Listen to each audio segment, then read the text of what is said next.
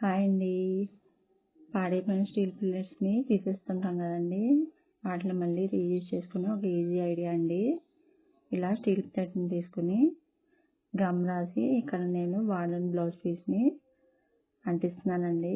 ఏదైనా waste cloth ఉన్నా మనం వాటిని కూడా రీయూజ్ చేసుకోవచ్చు. ఇలా ఈ క్లాత్ పీస్ని ప్లేట్ కన్నా కొంచెం పెద్ద సైజులో కట్ చేసుకుని గమ్ పెట్టి అంటిస్తున్నానండి. తర్వాత బ్యాక్ సైడ్ ఫోల్డ్ చేసుకుని గమ్ రాసి అంటించుకోవాలి. రిమైనింగ్ ప్లేట్కి కూడా అదే బ్లౌజ్ పీస్ని కట్ చేసి అంటించాను కనబడకుండా. తర్వాత ఎడ్జెస్ 4 సైడ్స్ కూడా నేను ఇక్కడ బాల్ చైన్ యూజ్ చేసి డెకరేట్ చేస్తున్నానండి. ఇలా 2 వరుసల కింద అంటించాను. ఒకవేళ శారీ లేస్ అవైలబుల్ ఉంటే అదైనా అంటించుకోవచ్చు. బాల్ చైన్ ఇలాంటివి ఏమీ లేకపోయినా మనం తీసుకున్న కలర్కి కాంట్రాస్ట్ కలర్ ఏదైనా క్లాత్ పీస్ తీసుకుని అదైనా సన్నగా కట్ చేసుకుని అంటించుకోవచ్చు.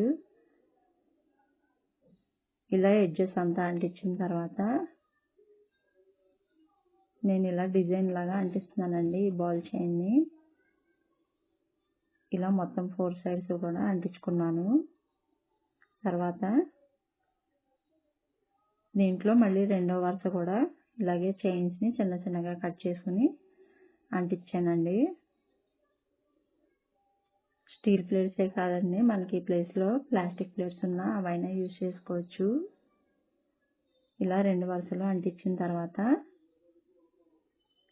ఈ మధ్య మధ్య గ్యాప్స్లో నేను ఇక్కడ ఈ బాల్ చైన్ని చిన్న చిన్న ముక్కలుగా కట్ చేసుకుని రౌండ్ షేప్లా అంటించానండి. ఈ ప్లేస్లో కుందన్స్ ఉంటే అవైనా అంటించుకోవచ్చు, లేదంటే మిర్రర్స్ ఉన్నా అవైనా అంటించుకోవచ్చు, లేదంటే క్లాత్ పీస్ అయినా చిన్న చిన్న రౌండ్స్ కింద కట్ చేసుకుని అంటించుకోవచ్చు.